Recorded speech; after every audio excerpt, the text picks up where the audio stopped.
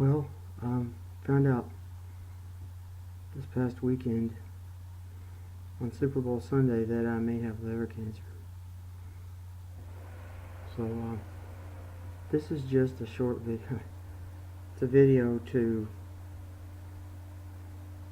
just bear witness to what happened to me in my life, and I guess for what it's worth. Nothing else was done for me, and there's not much else will be done for anyone else, even if they see this video, unless awareness goes up and people stop administering medicines, especially psychotropics that ruin your organs. When I was 18, I ran away from home. I turned 19. I ran away from home right around my birthday. I got put in a regional jail detention facility and left there in a drunk tank, even though I'd done nothing more than run away from home. I'd never been in any trouble with the law before, where the cops had to be called on me. So this was in Kentucky, where at the time, this was in like 1987 or so, 1988, 89, I think it was actually 1989. The laws actually only recently have been changed, so runaways aren't thrown in jail with felons and, you know, even small-time criminals, because being a runaway has only been recently acknowledged in the state of Kentucky as not being a crime. So, my mother had me temporarily declared ward of the state, so she could get them to keep me and get them to put me on to declare me disabled, mentally disabled, after one runaway attempt. And that stay, they would not let me go until I signed a document myself admitting myself to a mental institution. That was many years ago. 1989, like 27 years ago. So, long story, years of cyclical institutionalization and forcing medicines down my throat. My mother liked it. She enjoyed this. She got off on it. She was a narcissistic. I was a victim of Munchausen's by proxy.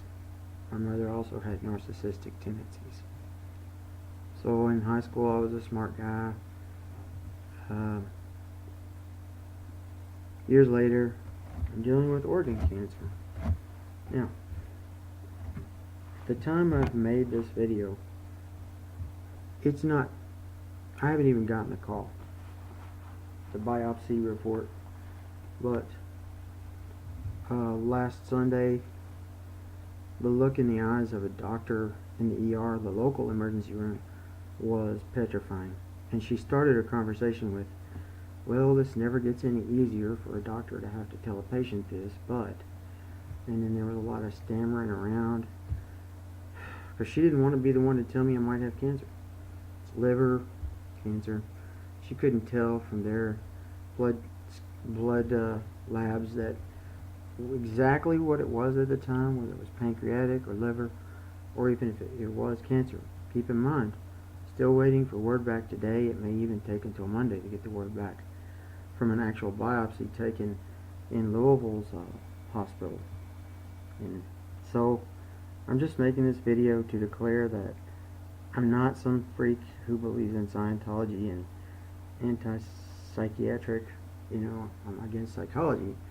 I think my lifelong view of psychology, or at least the adaptive view, the view I've come to have, and it's helping adapt and understand things that have occurred to me, is that psychology is a wonderful interface between human beings of all types.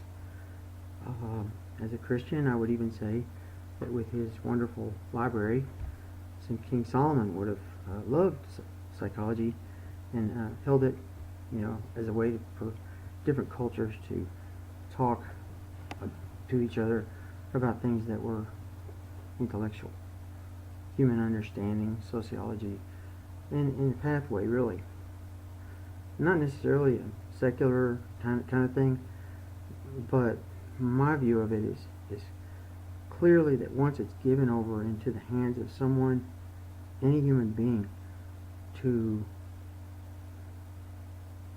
enact psychology on someone else. In other words, a psychiatric community, a psychologist, a psychiatrist actually, to treat someone that's often mishandled and the drugs that are used are killing people. That's my main point. I went through like 5 or 6 psychiatrists back in the day, and after years of this cyclical treatment, I caught on to what was going on, found out that my mother was acting strangely, and that I might want to speak to my psychiatrist about her behavior. Turns out that she had Munchausen's by proxy. And by the way, I don't care how my hair looks if I'm going to die of cancer. So, it's been very difficult to breathe for over a week. I only had 2 previous bouts with this type of pain in the past year. And anyway, back to when I found out about MBP. We've all seen shows about it. We may not have been awake. We may have been falling asleep during this show or that on the Investigators or Forensics Files, or even NCIS or what have you, CSI. But there have been many shows dealing with the topic, but I want to state here some things that need to be clarified. First, it's a crime, and there's a difference between it and hypochondria. When my psychiatrist, after he was the chief psychiatrist in Local Life Skills, which is a self-help treatment place in my city of Bowling Green, when he had treated me for 2 years and started having his own questions about whether I was all these things they said I was or not, he did what they call a single blind test, where only he knows whether I'm actually getting my medicine during a time period where I'm given it one time, and another time I'm given a manufacturer's sugar pill, which looks exactly like the same pill they manufacture, the psychotropic.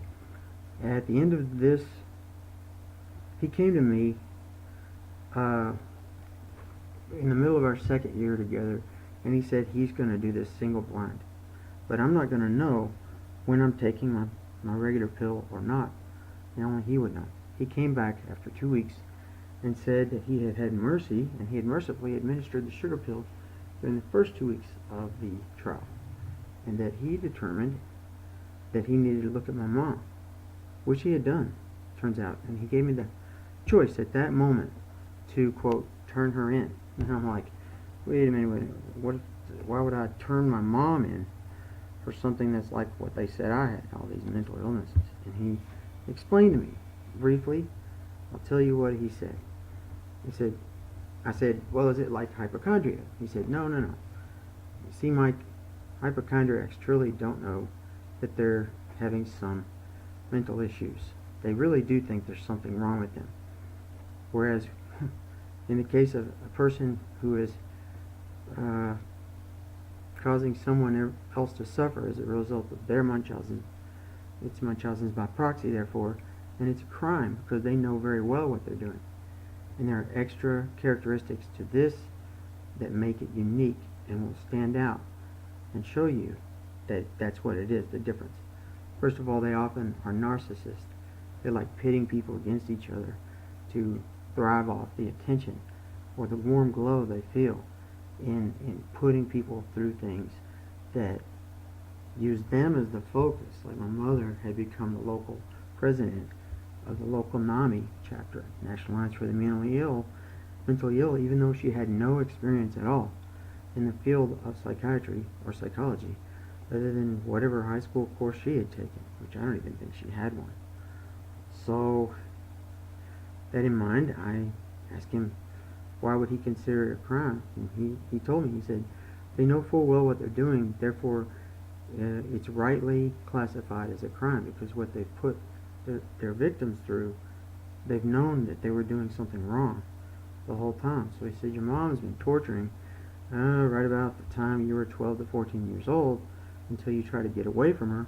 When she felt, every time she feels she's losing control of you, she enacted more controls, however she could grasp for those.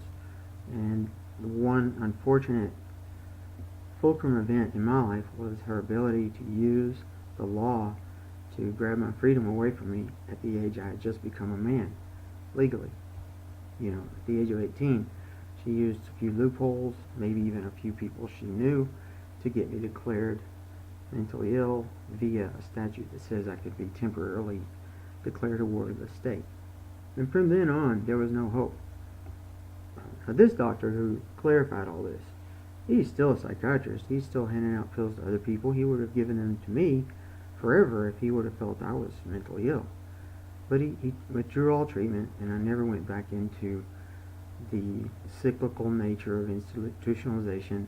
I opted out of psychiatric care services and therapy as well, because things were going on in our local life skills that were all corporate. They were expanding way too big. There was a lot of corruption going on, and I had seen it firsthand. And some of it was exposed later. Some of it may never be. But for instance, they tried to sell a building they had never owned to a small prison, privately owned prison company. Life Skills had never even owned the building. It was prime real estate, but they had they'd been grandfathered in for like 20 years, and so they had no right to sell it. Anyway, I feel like crap, but I never did anything to my health. Here's what I'm saying. And the breathing is it's coming harder and harder. I'm on hydrocodone, acetaminophen combination, and I'm in a lot of pain. But it still would be hard for me to say this. Basically, my mom did this to me through years of using psychiatrists, manipulating them to practice on me when there was nothing wrong with me, because they were relying on her stories to institutionalize me and give me therapy, forced therapy, through the police. It also, I hate to say this, but it took a little bit of my dad, because if two people in a household, and my dad was really bushwhacked, and he was really nagged to death by my mother, who had a higher education level than him by about 5 grades. She had 3 master's degrees at the local university. He barely had a high school diploma, but that's the dynamics of a household that was set up where the young male, me, ended up in the situation I'm in now, which at the age of 46, I'm dealing with issues that I should never have had, because I never mistreated my body. Never a real stud or a sporto or a jock.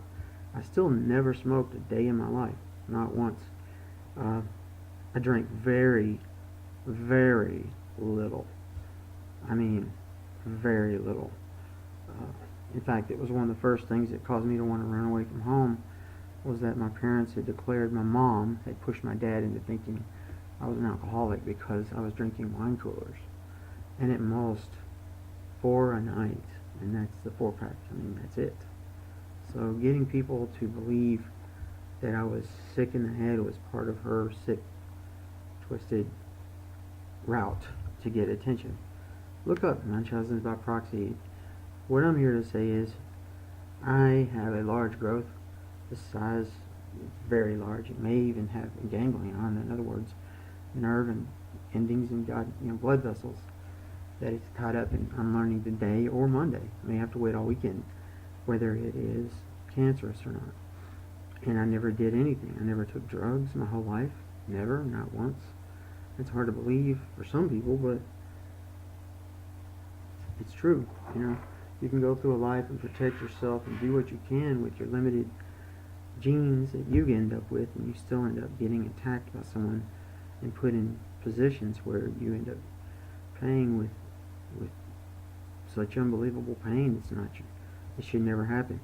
And I did see people at the institutions that I went to, the one, Western State Hospital in Hopkinsville, Kentucky, where people had similar problems, where one or the other parent seemed to be domineering, or trying to manipulate medical staff into believing this or that. In my case, it was always outstanding to me, because I couldn't believe that these intellectuals who were surrounding me on a day-to-day basis, observing me, would believe this crazy crap that my mother was spewing with virtually no proof or evidence. In fact, I had the doctor at that hospital.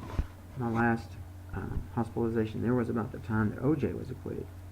It was right before, and because O.J. was acquitted, they wanted to move whites into a separate part of the hospital that was actually closed. I got a chance to speak to my doctor, mano a mano, and I begged her to look up all my, her name was Dr. Manlavi, since passed away, I think. I got her to look up all my blood levels, alcohol blood levels, of all the times I'd been committed involuntarily, and just check them against the reports that were given. Things that should have been done at the time.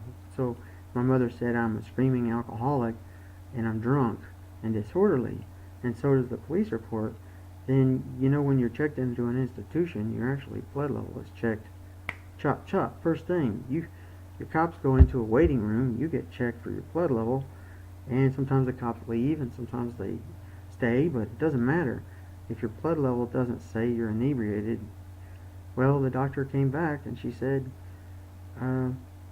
she had done that, and that I was right, and that I would, quote, as long as she had any control over it, never be in that hospital again, never be admitted again. Every little burp or gas pressure feels like I'm about to rupture. It feels like an appendicitis, I guess. I don't know, but it feels like maybe an ulcer. It's very painful because it turns out this cyst or growth on my liver, it is rubbing up against the back of my right lung. So the past week and a half has just pretty much been torture. It was going on about 4 days before last Sunday, so actually it's no more than 10 days, but it feels extraordinarily painful, like it's gone on longer. That's part one of this, would you call it a rant? Just every medicine, I'll finish with this, every medicine that every psychiatrist ever put me on, they had me sign a waiver saying, it's been explained to me that this is dangerous for my organs, my liver, my kidney, and I just never understood how a medical doctor, which is what you have to be a psychiatrist, could put you on something that could destroy your body in short time, and all for the justification that it's to help you think. I always thought while they were saying that, you help you think more clearly. I always was sarcastically thinking to myself, well, it's to help control me because you don't care how I think. You're asking me questions that indicate I'm nuts. And you ask me them when I'm on medication, which just bolsters the crazy crap that comes out of my mouth and reinforces your view that I am nuts.